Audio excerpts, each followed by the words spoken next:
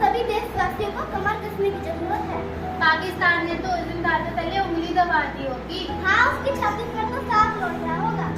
Phone तो लेते हैं काम करने के लिए, पढ़ाई करने के लिए, परंतु जो नोटिफिकेशन होता है वो इतना प्रभावशाली है, उसके 8 सेकंड की वजह से बच्चों का ध्यान भटक जाता है। सोशल मीडिया इतना ज्यादा हो चुका है कि जो बच्चे हैं, आजकल के बच्चे व्यूज के लिए, ब्लॉगिंग के लिए अपनी शिक्षा छोड़ देते हैं, क्योंकि आजकल के बच्चे आटा कम डाटा ज्यादा खाते हैं।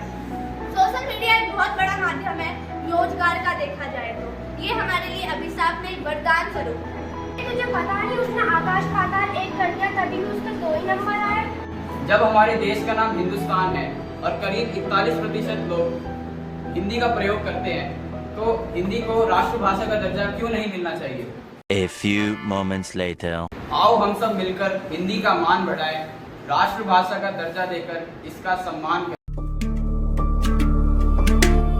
बच्चे हैं रोशनी और भूमि, कृपया इधर आने का कष्ट करें। तुम्हें पता है आज दोपहर होती, तुम तो सूरज को हवा से काटे कह रहा था। हाँ, वो तो तेज दौड़ता ही है, पर तुम्हारा तो दौड़ का नाम सुनते ही हाथ पैर फूल गए थे। अरे मैंने तो उसे देख के दांतों तले उंगली दबा दी। प्रीति का मुंह खड़ा हुआ है, क्यों, क्या बात है?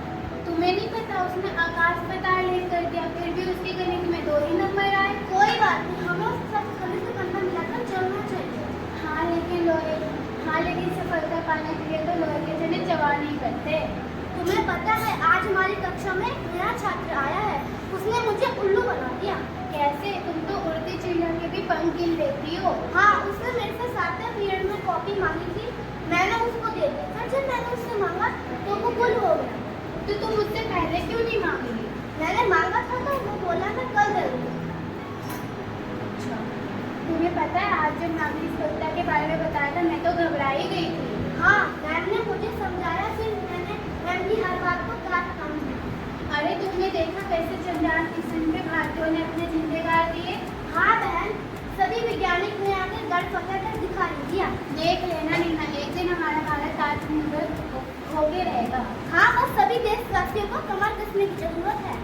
पाकिस्तान ने तो उस दिन दांतों तले उंगली दबा दी होगी। हाँ, उसकी छत्तीसगढ़ तो साफ लौट रहा होगा। चल छोड़ ना इन बातों को, क्यों अपना सिर खपाए। ठीक होगा, हिंदी है मन की भाषा, हिंदी है भावों की। लेकिन मैं कभी सोचता हूँ मन की भाषा कि अगर मुझे हिंदी भाषा बोलना न आता, समझना नहीं आता, तो मेरा क्या हुआ होता। रस, आनंद आदि इसमें चीजें हैं कि बोलने वाला और सुनाने वाला भी आनंदित हो जाता है। ये वाद विवाद प्रतियोगिता में जिसका शीर्षक है सोशल मीडिया अभिशाप है या वरदान, जिसके पक्ष में कक्षा 10वीं की छात्रा तनु जोशी बोल रही है और जिसके विपक्ष में खुशी त्रिपाठी कक्षा 10वीं की छात्रा बोल रही है। नमस्कार, मैं तनु जोशी कक्षा 10वीं की छात्रा आज यहाँ आपको सोशल मीडिया से हमें क्या फायदे होते हैं, उनके लाभ और उनसे मिलने वाली सुविधाएं के पक्ष में अपने विचार प्रस्तुत करने जा रहे हैं।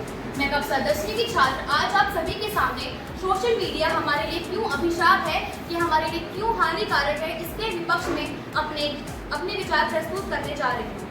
सबसे पहला और बड़ा उपयोग तो सोशल मीडिया का यह है कि हम किसी कारणवश दूर रहते हुए भी अपने परिजनों से बात कर सकते हैं एवं कनेक्ट कर सकते हैं। मैं अपनी सहपाठी तनु जोशी की बात से पूरी तरह सहमत हूँ। जैसा मैं कह रही हूँ कि जो सोशल मीडिया है वो हमें अपने दूर दराज के लोगों के साथ कनेक्ट करने में बहुत मददगार शामिल होता है, परंतु शायद उनको इस बात का ज्ञान नहीं है कि हम बल्कि बेशक हम अपने दूर दराज के लोगों के साथ कनेक्ट करते हैं, परंतु जो हमारे पास बैठे लोग हैं हम उनसे दूर होते रहते हैं। हम प्रेजेंट में ना जीने के बजाय लिटरली जो वहाँ दूर बैठे लोग हैं उनके साथ कनेक्ट करते हैं।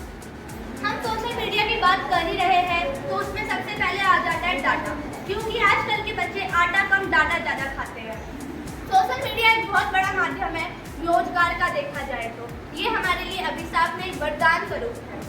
मैं अपनी सहपाठी तन्नू की बात से बिल्कुल सहमत नहीं हूँ। जिसे वह वरदान मान रही है मैं उसे अभिशाप मानती हूँ। जैसे वह कह रही है कि जो सोशल मीडिया है वो हमारे रोजगार का एक माध्यम बनता है, परंतु उन्हें ये नहीं पता कि आज सोशल मीडिया इतना ज़्यादा हो चुका है कि जो बच्चे हैं, आजकल के बच्चे व्यूज के लिए, ब्लॉगिंग के लिए अपनी शिक्षा छोड़ देते हैं।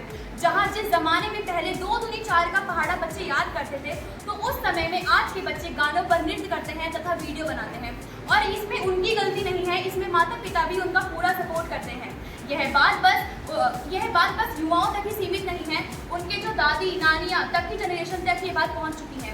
जिस जमाने में दादी व नानी अपने बच्चों को पोता पोतियों को लोरी में कहानी गाकर सुनाती थी, तो वहीं आज के ज़माने में दादी व नानियाँ यूट्यूब पर सर्च करके उनको गाने सुनाती हैं और कहती हैं तुम भी देखो हम भी देखें। जिस जमाने में नानी दादी की बात जो खुशी त्रिपाठी कर रही है, वह नानी दादी सिर्फ अपनी जो उनके साथ अन्याय होते थे उनको सिर्फ 4 दीवारों तक रखती थी। लेकिन आज के ज़माने में वही नानी दादी सोशल मीडिया में अपने सुख दुख को प्रकट करती है एवं अन्याय होने से बचती है। रही बात बच्चों की ध्यान भटकने की, तो कुछ बच्चे ऐसे भी हैं, दिव्या तन्वर जैसे, जिन्होंने घर में बैठे बैठे IPS क्लियर किया है। कुछ बच्चे आजकल हर युवक जो घर में बैठा है CDS IIM जैसी बड़ी बड़ी संस्थानों में अफसर बन सकता है। तो ये क्या सोशल मीडिया हमारे लिए अभिशाप कैसे हो सकता है? अब मैं इनको यहाँ सही करना चाहूँगी कि आजकल जो घर बैठे युवा हैं वो मोबाइल फ़ोन का, अपने स्मार्टफोन का गलत दुरुपयोग करते हैं, गलत इस्तेमाल करते हैं। इसमें बहुत बड़ा हाथ छोटे बच्चों का है, जो अपने माता पिता से फ़ोन तो काम करने के लिए लेते हैं, परंतु उनका उस फ़ोन में अपने इतने घंटे गवा देते हैं कि उनको पता भी नहीं लगता कि उनके घंटे कहाँ चले गए।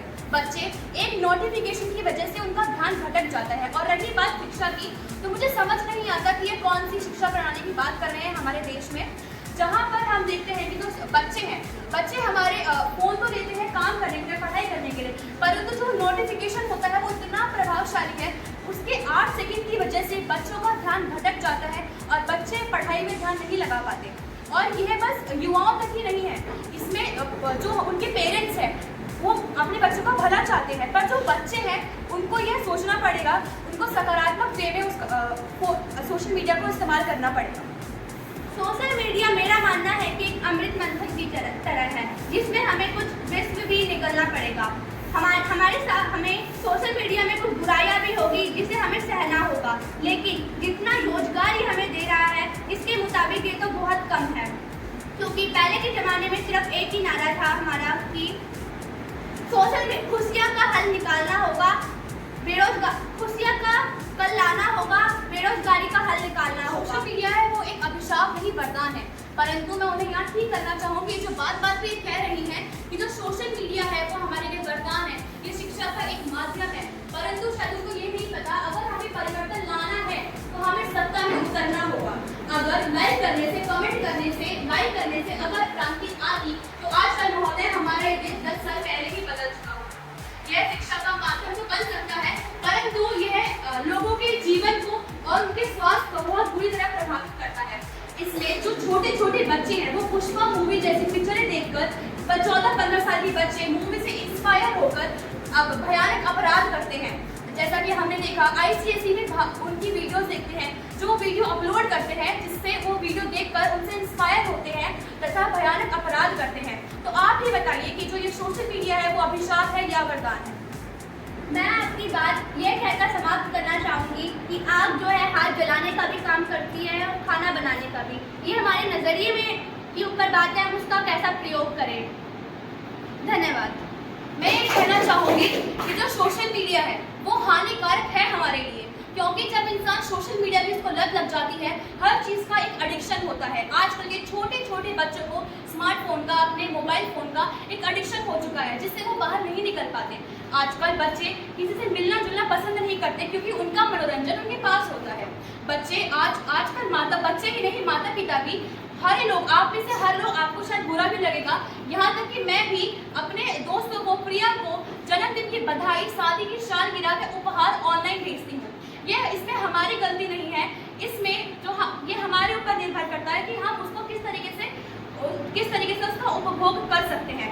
हम देखते हैं कि जो इंसान है वो उसका एडिक्टेड हो जाता है स्मार्टफोन का, और वो बच्चा लोगों से घुलना मिलना कम कर देता है, वो है डिप्रेशन में चला जाता है, तथा उसका जो ध्यान है वो ध्यानग्रस्त हो जाता है, जिससे वह अपने माता पिता को या किसी और को अपने सुख दुख बताने की क्षमता खो बैठता है।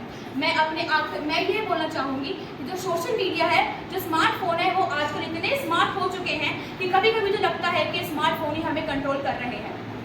जो ये स्मार्टफोन है, ऐसा लगता है कि हमें कंट्रोल कर रहे हैं। आजकल हम अपने माता पिता से ना कनेक्ट कर जो मोबाइल में हमारे लोग दोस्त हैं उनसे बात करते हैं।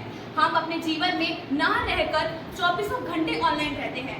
हम एक बार भी यह नहीं पूछते आप इतने वो हो चुके हैं कि हम एक बार भी अपने माता पिता से, अपने प्रियो से ये नहीं पूछते कि आज का आपका दिन कैसा गया, आप कैसे हो। ये सब बोलने से हम सभी चूक जाते हैं। मैं ये बस यही बोलना चाहूँगी कि जो सोशल मीडिया है, मैं ये नहीं बोल रही कि जो ये सोशल मीडिया है उसको आज ही बक्से में बंद कर देना चाहिए, आज ही बैन कर देना चाहिए। परंतु मैं ये बोल रही हूँ, अगर ये चीज़ लोगों को समझाई जाए कि जो सोशल मीडिया है वो हम पे निर्भर करता है, हम कैसे देखते हैं, इसको सकारात्मक तरीके से लेकर जाया जाए तो ये बहुत ही अच्छा होगा। धन्यवाद, शुक्रिया।